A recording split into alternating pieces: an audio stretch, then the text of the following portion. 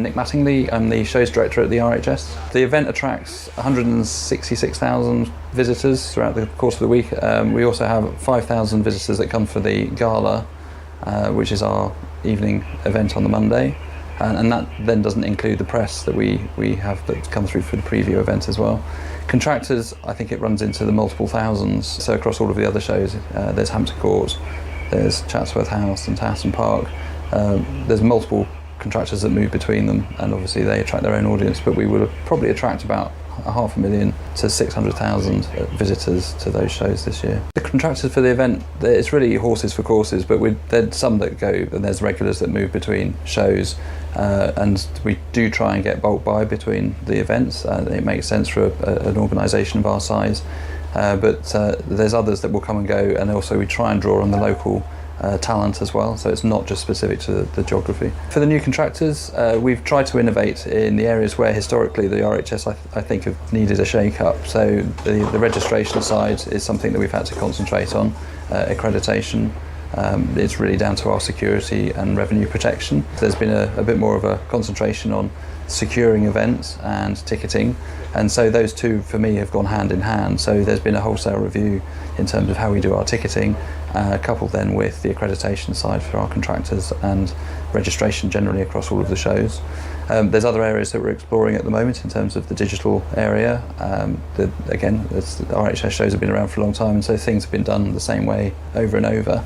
We've got an opportunity with the digital area to do more. We're doing virtual reality this year for the first time, working with BAM Nuttall, and that will extend. There's other stuff that we're looking at doing, and actually we're looking at a school's garden competition, doing a virtual reality competition as well. So it's stuff that's not been done by the RHS before, but it's giving us an area where we can grow. And then also just we're looking at emerging markets, really, the things that we can do better, differently, whether that's through utility usage, power, water, Ethernet, etc. Introducing virtual reality to the shows it's trying to attract a new audience. Our demographic is a somewhat ageing population, but so we're trying to invite younger audiences to the shows, and that is happening naturally, but we're trying to also, through our campaign for school gardening, which is now reaching out, I forget, it's like 27,000 schools that are participating. So it's actually a natural evolution of that, and that's very much the sphere that they're gamers. They work in the virtual space already, and nobody's doing garden designs in virtual reality really. So we're trying to introduce that, and it's a category of garden that we can do. It could be a garden that's designed virtual reality from a real world space. It can then be built in a real world environment in a show, and then maybe a winning garden goes forward and it is used in real world space again. I think the role virtual reality plays is multifaceted, so it enables us to bring new content to the shows where we've not done it before, and it engages with a new audience. But yes, it's that access thing. So Chelsea Flower Show is a sell-out show. Quite a few people will be disappointed that he can't come. So actually having virtual reality renders of the gardens, being able to do 360 tours, will enable other people to be able to see the show online. But we will look at doing that for the other shows as well. But it takes it to a different level really, and an engagement level that we haven't had before. This is the first year we've worked with D2i. It's been a wholesale shake-up of our accreditation side of things. We started the process last year, and we had an unfortunate situation where we had a pass system that was operating with wristbands. They weren't personalised, so the very first thing that we've achieved with the D2i is that the passes are now entirely personalised to the person using it. They can't be swapped between individuals. And that's where the revenue protections come in as well. So that the pass system is now exactly that. That we get the data on the individuals, but it also allows us to monitor the gates, the pressure on the gates with the exhibitors coming and going. It allows us to have access timings. It's reduced the number of passes down to a single point, whereas previously there was multiple passes being given out to people. So it's a huge benefit of that. And then we're looking to the future as well, because of the sort of passporting that enables you to do once you're registered and you've got individuals you've registered with the system, then still embedded on the system, so hoping across multiple shows and multiple years. So there's a benefit in that as well. I'm Matt Blaine, Managing Director of D2i Systems. D2i have partnered with RHS to deliver a security system that manages their access control from anything from the day-to-day gates for public visitors to the high-level security access control on Monday when they have their very prestigious gala dinner. And D2i Systems is responsible for putting the software in place that manages people being in the right place at the right time, or making sure that people aren't in the wrong place at the wrong time, which tracks all the way back through RHS to the Metropolitan Police, so that they can monitor people toing and froing from different areas and making sure that it's being controlled.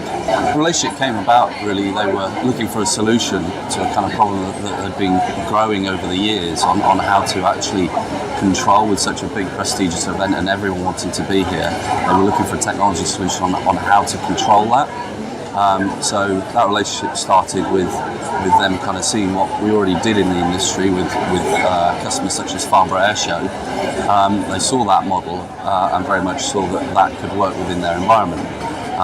As a technology company, we kind of identify with different event models, but then find ourselves always kind of tweaking and developing to make sure that the technology fits like a glove.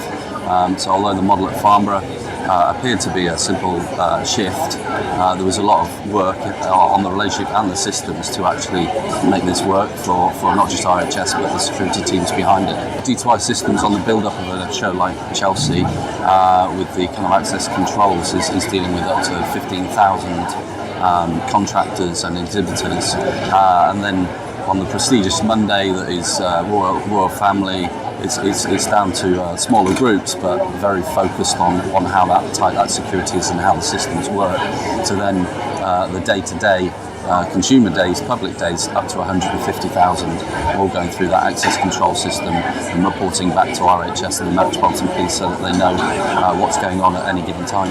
So the key benefit when we approach multiple shows with the likes of RHS is that with the centralised database, it's based on a contact rather than on silos of shows. So a contractor working here or an exhibitor working here can easily transfer to other shows. So moving from Chelsea to Chatsworth or Cardiff or Tatton, you don't need to repeat the process. And the centralisation of the data, instead of creating new databases, is enhancing the profile of your customers, of your contractors. So over multiple shows, over multiple years, you start to see a picture on that profile, and that helps in security analysis, data analysis from a business point of view, financial analysis on loyalty and on the brand.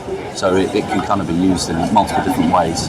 And one of the key things to start with RHS was the security, was being able to shift people from site to site without having to kind of go through that security rigmarole again, but also then lends itself after doing multiple cycles, is it lends itself to then intelligence on your own business. A massive focal point going forward is if you kind of don't know numbers of people or types of people that are at the event at any given time, and the responses, and as we heard on the news, things like Manchester where they sent 60 ambulances, those assessments can be quickly done if people actually know the demographics of what's going on. So kind of tracking all of that information and being able to present that quickly and efficiently to a control centre, a show like this, means that they can make decisions quite quickly should something happen. And without that information, it's more guesswork than it is kind of proactive responses.